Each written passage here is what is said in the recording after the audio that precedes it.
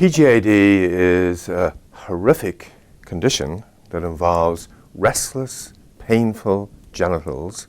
The condition is so bad that it can cause women, and it also happens to men, to commit suicide. It was first described nearly 20 years ago, but actually there are probably reports that go back further than that. It hasn't been picked up much by the media to date, but where it has, it's usually been in a fairly trivial context, like this woman here who falls off her exerciser and apparently becomes a sex maniac afterwards. If you read closely, however, she's had an injury to the nerve, to the genital area that's causing the problem.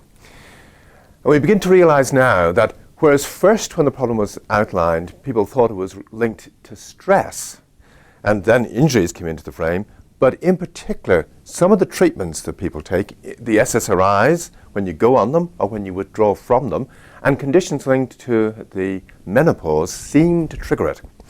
And it's also a closely linked condition with other conditions that affect the pelvic area.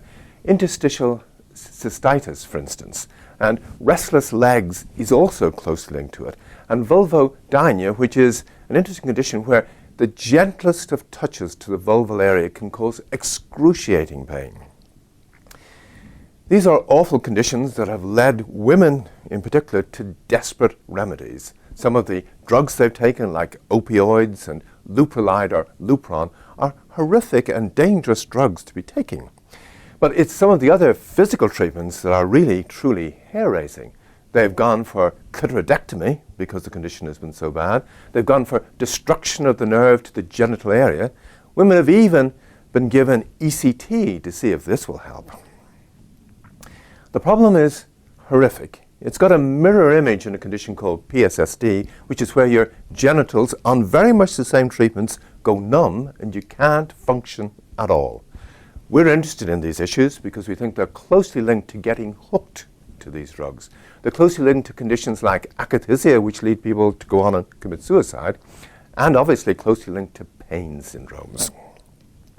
If you want to know how you can help or know more about what's going on here, we've got a series of related videos on risk.org/prize looking at PSSD and what we call a risk map and a risk prize.